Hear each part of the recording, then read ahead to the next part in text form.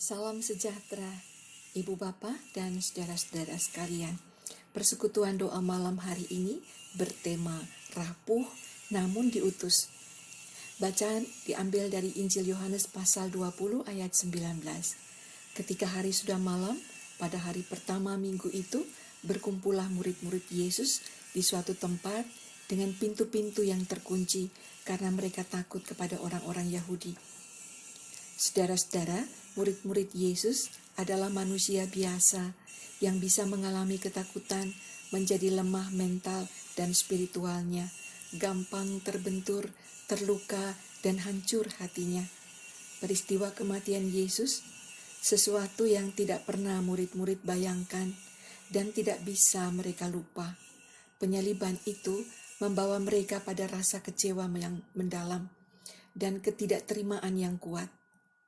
Dalam ayat 19 digambarkan dengan jelas, dengan pintu yang terkunci karena mereka takut pada orang-orang Yahudi. Saudara-saudaraku, orang terluka gemar mengunci diri. Orang-orang yang terluka kalau kecewa mengunci diri dalam ruangan yang bernama kemurungan dan kesedihan. Kita juga begitu. Jika terluka karena pengkhianatan, mengunci diri dalam ruangan yang bernama sakit hati dan penyesalan. Bila terluka karena kematian, mengunci diri dalam ruangan yang disebut kekosongan dan kedukaan. Jika terluka karena penghinaan, mengunci diri dalam ruangan yang bernama rasa tertolak dan rasa malu. Bila terluka karena kegagalan, mengunci diri dalam kelelahan dan keputusasaan. Kalau terluka karena permusuhan, mengunci diri dalam ketakutan. Saudara, orang yang terluka suka mengunci diri mereka. Berbulan-bulan, bertahun-tahun, bahkan bisa seluruh sisa hidupnya mengunci diri. Mereka bisa keluar dari situ, tapi kemudian balik lagi, masuk mengunci diri. Seperti yang dikatakan pada ayat 26, 8 hari kemudian murid-murid berada kembali lagi. Murid-murid itu sebagian sudah bertemu Yesus yang bangkit. Mereka sudah keluar dari situ, tapi mereka balik lagi menyembunyikan diri. Ini berarti murid-murid ada di antara dua kondisi. Mereka berada di tengah-tengah, antara keadaan yang sudah terjadi dan keadaan yang sekarang. Orang-orang yang terluka, mereka berada di kondisi antara, yaitu keadaan masih kecewa dan keadaan sudah tenang. Keadaan mengurung diri dan keinginan melepaskan diri, antara putus asa dan harapan. Yesus tahu perasaan orang yang terluka, termasuk perasaan Thomas yang minta bukti untuk mencucukkan tangannya pada bekas luka di tubuh Yesus. Saudara, Yesus tidak marah atau tersinggung dengan permintaan itu. Yesus menyapa murid-muridnya damai sejahtera. Tidak ada rasa kecewa, tidak ada amarah. Yesus menunjukkan lukanya kepada Thomas. Ucapan damai sejahtera Yesus itu memulihkan, menumbuhkan keyakinan, membawa kesejukan dan rasa percaya diri yang kuat pada murid-muridnya. Ibu, Bapa, dan saudara-saudara, apa maksud luka itu masih ada meskipun Yesus sudah bangkit? Mengapa luka itu masih ada? Injil Yohanes mau mengatakan, tubuh Yesus itu mencerminkan Yesus berada dalam keadaan antara tubuh kemanusiaan dan tubuh kemuliaan, antara tubuh yang dapat menembus ruangan terkunci dengan tubuh yang dapat makan ikan bakar, antara tubuh yang siap naik ke surga dengan tubuh yang masih ada bekas luka.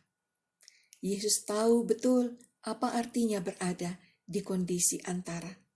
Seperti Thomas yang tahu Yesus bangkit, tapi juga masih bimbang. Saudara-saudara, Yesus menjumpai murid-murid yang lemah dan rapuh itu, lalu mengutus mereka menjadi saksinya. Yesus meyakini murid-murid itu bahwa orang-orang yang pernah terlukalah yang bisa menolong orang lain untuk sembuh. orang yang pernah mengalami kesedihan yang mendalam, yang bisa menolong mereka yang berduka. Orang-orang yang pernah terpuruk dalam kekecewaan, yang bisa memberitakan kasih. Orang-orang yang pernah tinggal dalam kekacauan, yang dapat membawa damai sejahtera. Pertanyaan kita, kok bisa? Jawabannya, karena Yesus yang berjalan bersama mereka. Bersama Yesus, murid-murid yang rapuh, lemah, takut dapat menjadi seorang saksi Kristus. Jadi, persoalannya bukan karena kita lemah atau tidak lemah, kita rapuh atau tidak rapuh, tetapi persoalannya adalah siapa yang menyertai kita, siapa yang berjalan bersama kita dalam kerapuhan ini. Itu yang penting. Saudara-saudara, Yesus ada di antara kita. Dia hadir dalam hidup kita, supaya kita tidak ragu, supaya kita tidak takut lagi, melainkan penuh keyakinan kita terus melayani Dia dengan kerendahan hati. Amin. Ibu, Bapa, dan Saudara, mari kita berdoa. Syukur pada Tuhan yang mau turun ke bumi dan menjadikan kami utusan-Mu. Terima kasih, kami orang-orang yang lemah, namun diangkat Tuhan menjadi mitra, pewarta kebenaran. Kami memohon Tuhan, Engkau menolong saudara-saudara kami, anak-anak kami, orang tua kami yang sakit dan dalam perawatan. Kuatkan mereka dan keluarga yang mendampinginya.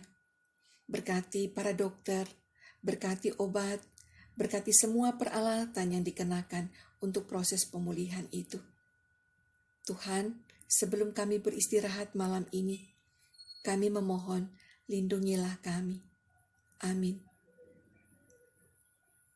Demikianlah persekutuan doa malam hari ini.